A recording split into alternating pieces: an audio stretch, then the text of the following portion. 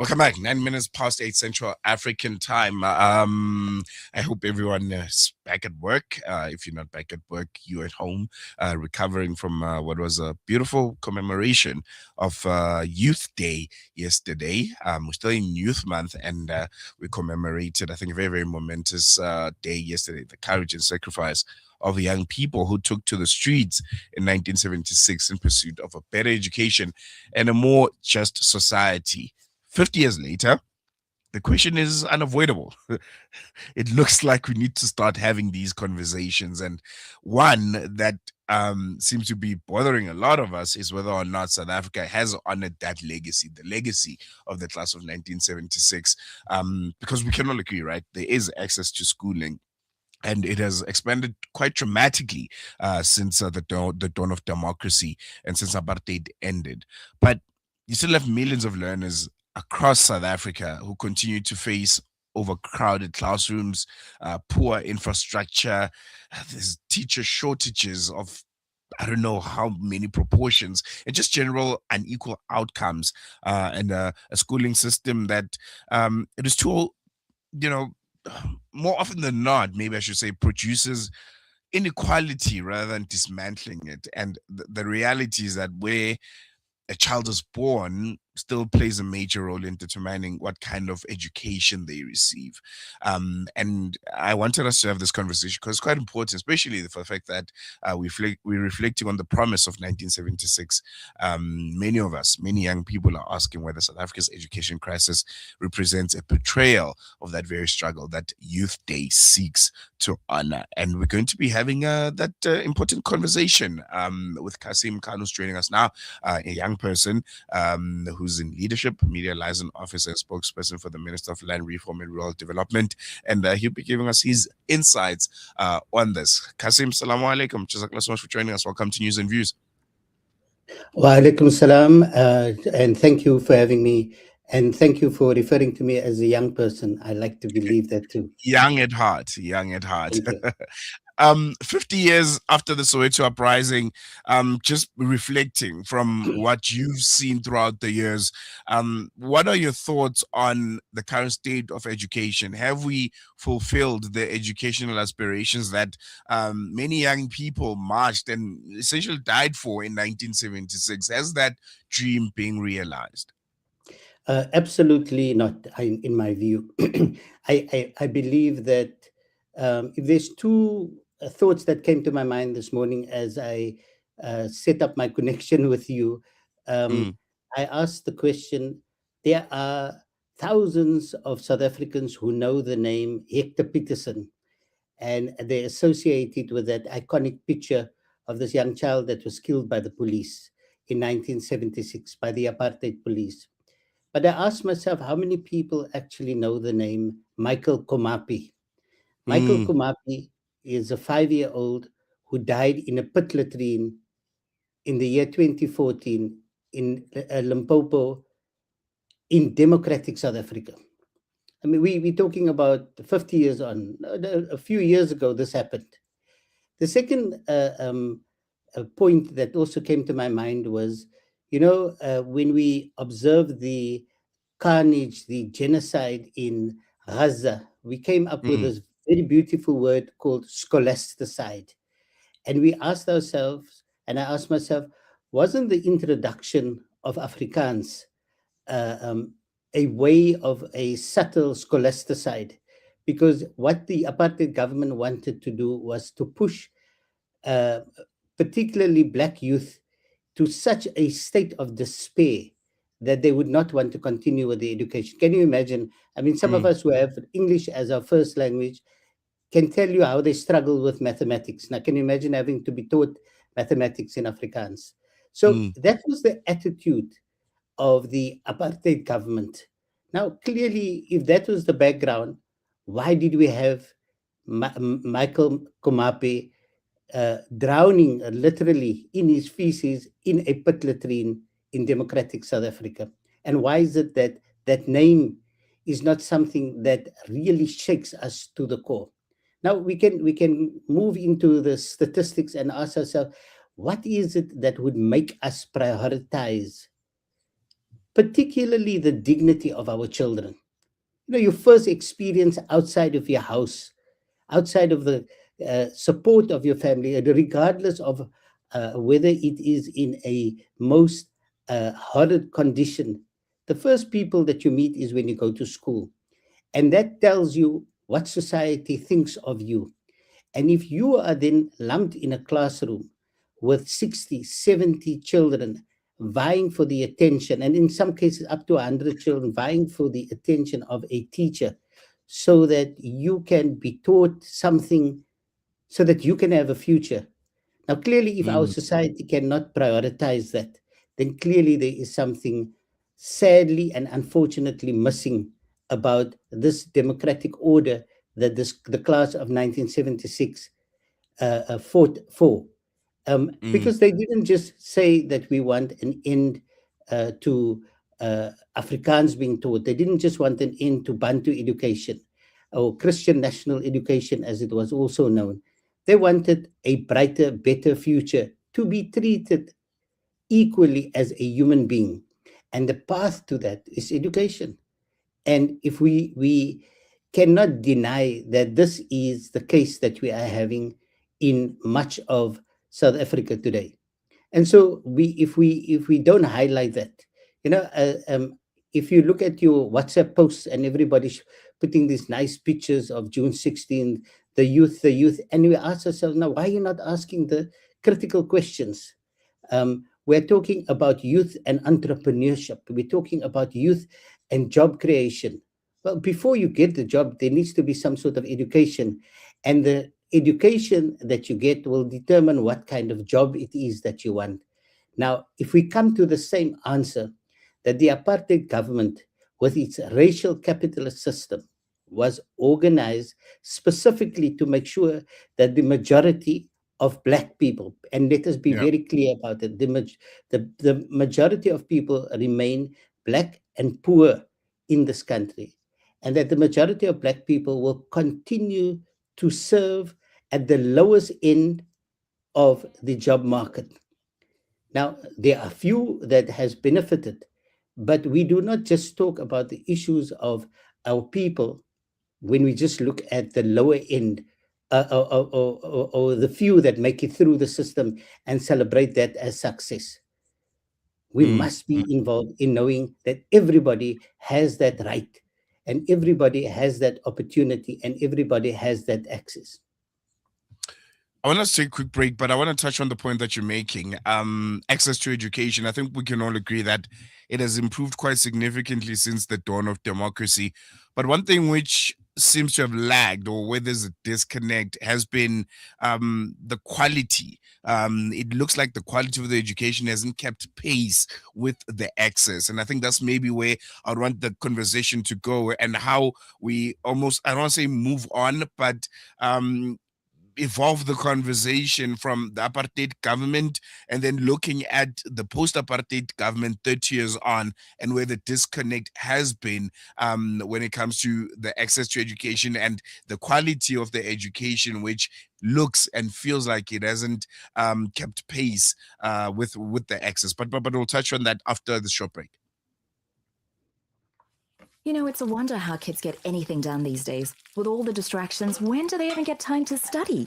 As a mother, all I can really do is make sure they have all they need to perform at their best. That's why I choose to include Sunfoil triple refined pure sunflower oil with every meal I make. Naturally cholesterol free and approved by the Heart and Stroke Foundation as part of a balanced eating plan. So whether I'm cooking, frying, or baking, I know every dish will be a wholesome one. Sunfoil, now we're cooking. Right now, over 150 million children around the world are orphaned, facing hunger, hardship, and uncertainty. With Islamic Relief's Orphan Sponsorship Program, you can provide a child with access to education, nutritious food, essential healthcare, and a safe home. Your sponsorship is not just support, it's hope, security, and a brighter future. Be the reason an orphan child smiles again. Sponsor an orphan today with Islamic Relief. Discover the Africa of your dreams and surround yourself with her spectacular beauty. Relax beneath her serene sunsets and explore wildlife at its natural best. It's where the pride of Africa comes together.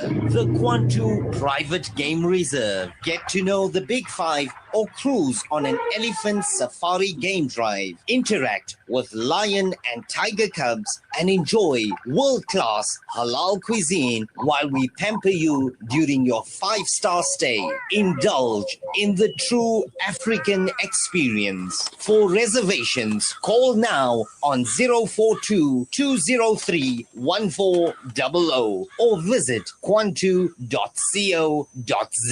The Kwantu Private Game Reserve, the place of gathering.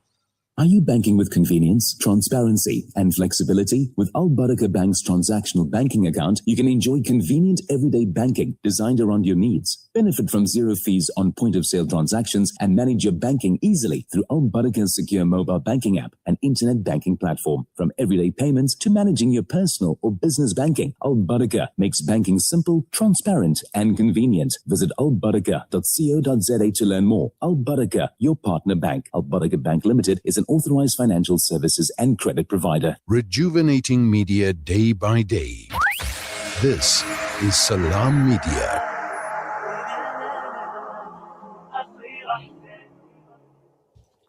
Welcome back. 20 minutes past 8 Central African time. We're still in Youth Month. Yesterday was the 50th anniversary of the commemoration of 1976, June 16. And it's important to continue to have these conversations post the day itself because, as I mentioned in my intro, the conversations are getting harder and harder and they're demanding to be asked. And the conversation around education and 1976 and where we currently find ourselves and the sacrifices of class of 1976, and if those sacrifices have been realized in post-democratic South Africa, is a conversation that, as I mentioned, is becoming harder to ignore. And I'm having a really, really interesting conversation with Cassiem, Media Liaison Officer and Spokesperson of the Minister of Land Reform and Rural Development. Cassiem, thank you so much for staying with us for this very important conversation. Before we went on to that short break, you touched on access to education, which I think we can all agree that it has significantly improved since the dawn of democracy. But the concerning aspect or the concerning part of it has been the quality. Has the quality kept pace with the access? And if it hasn't, why hasn't it? And when do we start now having conversations around post-democratic government and just how much they've fared in the last 30 years? Can we start now putting a bit more pressure on them to say, you've had a significant amount of time, 30 years on, that's a whole generation. Yeah, so let us just first approach it like this. You cannot separate the word access from quality. So when a child is one of 60 or 70 children in the classroom, they are not accessing the teacher, and neither is the teacher accessing them. So you can say, well, you can apply to go to any public school, and if you even apply a means test, nobody can refuse the child to come there. The reality is when the child is in that classroom, the child is not having that amount of contact with the teacher that the child should. So before the teacher even teaches, does the teacher see that child in the classroom? Does the teacher connect with the child, and does the child connect with the teacher? That's the access part. Now, when we are asking, well, you know what, we have access, there's schools or whatever. Firstly, 8,200 schools, that is a third of public schools in South Africa, are overcrowded. And this is particularly in poor and Black and working class communities. Now, what we are saying is that if that access is denied, then we are not building a future for the child. Now, let's go to the quality of the education that is taking place. Mm-hmm. If the teacher cannot teach properly, remember in that 40 minutes or 30 minutes that the teacher has with the children, they now need to make sure that that amount of children are calm, at ease, listening, have a proper desk, have a chair, have something to write with, take notes, all of those things. and then to communicate the various subjects that there is. Okay. Now imagine you're a teacher and you step into that every day. You or yourself are becoming demotivated by what you are seeing. Mm. So the numbers does matter. The quality is directly impacted on it. Now there's a South African ratio that says that the learner teacher ratio should be at least 33-1. Okay. Now, if you're looking at that and you're saying a third of the schools are above 60, Mm. okay, how is there going to be quality education that is taking place in that particular way, right? Now, let us move on to what we can do about this. You see, when we are saying that those who have passed through the system, those of us who go to send our children to private schools, we have established a whole network countrywide of Islamic schools. We as the Muslim community in South Africa, have a voice in education. For generations, Muslim teachers have played a massive role in the transformation and even in the struggle against apartheid. Now, we need to wake up that voice and say, we know what the issues are of education. We know where Mm. the shortfalls are. But we need to be able to say, when we are going to challenge the system that produces poverty, the system that produces despair, regardless if it is under the democracy or the apartheid education system we emerge from, if we are not organized in our voice, then nobody is going to take us seriously. Now, sometimes our solutions are sometimes too straightforward. We say, okay, you know what? There's a problem with education. We don't want our children to sit in a classroom of 50 students. So we build a Muslim private school. We call it a Mm. Muslim school and we say Muslim values. Now, the question that I'm again asking myself is, what are Muslim values? What is these questions that we are asking ourselves about why we must exist as a separate entity, right? Without also raising our voice on the mainstream problems of society. And then we must ask ourselves, what is this Islamic approach that we are having? And is that consistent with the seerah and the message of the Prophet sallallahu alaihi wasallam? Because clearly Mm. you cannot separate your Muslim school from the revolutionary method of Iqra, of what the Mm. Prophet came to teach, what the Quran meant by when it says Iqra, reflect. The message that the Prophet brought, there was no Muslims around him. He was the only first one. He was the one who came to shake that society up and ask the question, why are people poor? He didn't just say, well, there are poor people, let us just give them a food parcel. Now, Mm. this is the part that I want us to shift our thinking towards. And I want to celebrate the fact that Muslims, since the arrival in South Africa, have been forerunners, have been leaders in the subject of education. The first school built by people who were not white was built and operated in the Owal Mosque in 1794. This is the first Mm. school. This is our heritage. This is our role. This is our leadership role that we can play. But we must increase our advocacy role. We have Mm. captains of industry in this country who have a voice, who speak to the Minister of Finance, who speak to the Treasury, who must, at the time when the budget is allocated, invite the minister, invite the politicians and say, we as Muslims who have a voice want to know why that 32 billion rand shortfall in education that can address the issue of 8,200 schools being overcrowded, the over 800 schools in the Eastern Cape alone that are that still have pit latrines, why that cannot be fixed. Mm. It doesn't mean that the Muslim community must spend their own money. They have a voice, they have a base, they have a very, very strong position. And if they don't feel strong enough, there are others in other faith communities who have a very strong voice in education as well. So unless we are organized, we can lament all of these challenges. You know, there's no libraries, there's no laboratories. Uh, uh, um, the our teachers are frustrated.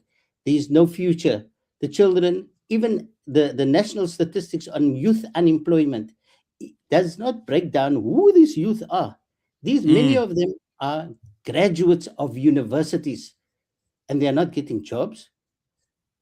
What is wrong with the quality of the education that they have received, and who is speaking up on these issues with those who are decision makers, and Mm. Mm. particularly decision makers listen to people who are organized, who have a voice, who can come with a particular platform and say, we who are already providing education. And this is the part that I want to emphasize again, that education is important to the body of the Muslim community itself. Our message started with Ikra Bismi Rabbika Alladhi Halak. You understand? So now next is we will establish the first school. We have a right to be able to amplify this voice and say that there's something wrong with the budget. There's Mm. something wrong with the way things are prioritized. And Mm. that already is powerful. We have heard, and let me just end with this part. We have heard our ulama gathering not too long ago and say, you know, you must all get involved in civic activities, you must register to vote, and you must participate. Now, that's one level of doing things, and clearly it must be encouraged. The next thing that we must say is, what are we going to talk about? Mm. Why are we shying away from being members of the school governing bodies to Mm. address these things? This is how our civic activity can become more ad, ad, adv- play a more advocacy role. And yes, Mm. if it means that it puts us in an adversarial role with the various education, provincial education departments or whatever, we can be adversaries respectfully, but we must be better informed when we do that. Now, what we are doing is we are withdrawing and saying, you know what, we'll establish our own Muslim school. We'll invite some poor children to be part of our school. So give 10 Mm. children an opportunity, but the hundreds and thousands who are not having an opportunity, we don't even raise our voice about it. This is what my article that I had put in the Muslim Views was trying to raise. And this hopefully is the part that when we discuss access and quality of education, we must add to that what is our advocacy role? What are we Mm. advocating for in the subject of? Because otherwise, we will just be another voice that will be drowned out. Our Muslim Mm. teachers, the entire ecosystem of education, you will find prominent and leading Muslims in it, from early childhood education to education policy makers. You will find Muslims involved, and committed Muslims, not just people who are Muslims by name, Mm. committed Muslims. And we are encouraging them, get together, organize, meet the policymakers in education, meet the decision makers from the treasury who allocate money for this. Use your voice to be able to say that 50 years on was too long. We Mm. do not want this again. We want to see progress. And an absolute last point, if we are so much talking about Gaza and the scholasticide that took place there, let us also ask ourselves how the Palestinian people themselves, under occupation, under situations of war, still prioritize education for everyone, not Mm. just for the elite, for everyone. And this is why the Zionist entity, the Zionist authorities, the occupiers, are so much against them. And this is the true meaning of Ikra. Let me end there. Mm. Mm. No, most definitely. I don't think there's anything to add after that. Cassiem Khan, Media Liaison Officer and Spokesperson for the Minister of Land Reform and Rural Development. Jazakallah so much for that. And for anyone that would like to check out that article on Muslim Views, it's titled Why South Africa's Education Crisis Betrays the Legacy of 1976 Student Uprising. Jazakallah so much for joining us. Really thought-provoking conversation. And I hope we chat again soon. Inshallah. Thank you. There you go. That was Cassiem Khan reflecting on the state of education in South Africa 50 years after the Soweto uprising. And yeah, Yeah, man, I don't think there's anything to add after that. I think the generation of 76 really challenged the status quo, and you feel like 50 years on, that spirit has unfortunately dwindled. And this time around, unfortunately, is at the peril of South Africa's children. Every child deserves, good quality education, regardless of background, regardless of the color of their skin. It's the only way we can all realize the South Africa that we all imagine. Not you in your little corner educating your kids privately and not speaking out and advocating for every other child, because that every other child, if unlike others, you don't have ambitions to move out of South Africa, unfortunately, are going to be part of the ecosystem that you're living in. So it really puts a lot into perspective. Going to take a quick break. We'll be back with you right after this. Soweto, it's time to stand together for justice, peace, and solidarity. Join us for the annual Soweto Walk for Gaza, taking place on Saturday, the 20th of June at 7:30 a.m. The walk will begin at the historic Regina Mundi Church and proceed to the monumentous Dlamini Mosque, bringing together people of all faiths, backgrounds, and communities in a powerful show of unity and support. Bring your family, friends, and fellow residents as we walk together for a common cause. Let your voice be heard and your presence counted. That's the annual Soweto Walk for Gaza, Saturday, the 20th of June at 7:30 in the morning, starting at Regina Mundi Church and ending at Dlamini Mosque. Together we walk, together we stand, together we show solidarity.